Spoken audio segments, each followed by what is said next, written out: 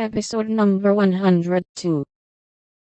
If something very pleasant should happen now, we should think it a delightful month, said Beth, who took a hopeful view of everything, even November. I dare say, but nothing pleasant ever does happen in this family, said Meg, who was out of sorts. We go grubbing along day after day, without a bit of change, and very little fun. We might as well be in a treadmill. My patience, how blue we are, cried Joe.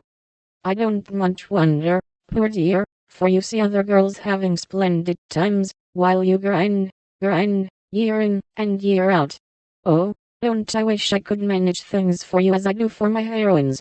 You're pretty enough, and good enough already, so I'd have some rich relation leave you a fortune unexpectedly.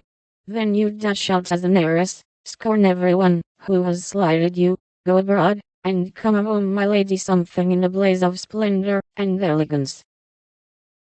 People don't have fortunes left them in that style nowadays. Men have to work, and women marry for money. It's a dreadfully unjust world, said Meg bitterly. Joe and I are going to make fortunes for you all. Just wait 10 years, and see if we don't, said Amy, who sat in a corner making mud pies, as Hannah called her little clay models of birds, fruit, and faces. Can't wait, and I'm afraid I haven't much faith in ink and dirt, though I'm grateful for your good intentions. Meg sighed, and turned to the frost-bitten garden again.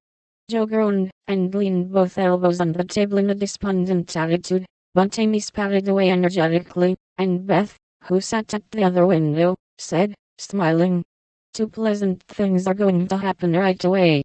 Mommy is coming down the street, and Laurie is tramping through the garden as if he had something nice to tell." In they both came, Mrs. March with her usual question, "Any letter from father, girls?" And Laurie to say in his persuasive way, "Won't some of you come for a drive?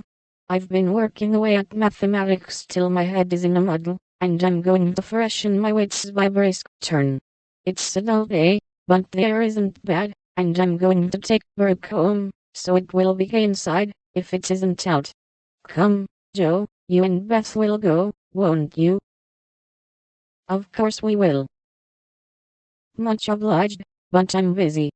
And Meg whisked out her work basket, for she had agreed with her mother that it was best, for her at least, not to drive too often with the young gentleman.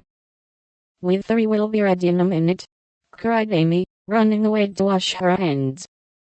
"Can I do anything for you, Madam Mother?"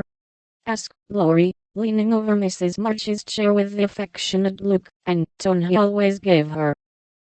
"No, thank you, except call at the office, if you'll be so kind, dear.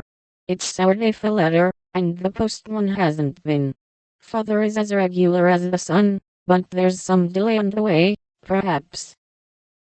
A sharp ring interrupted her, and a minute after Hannah came in with a letter.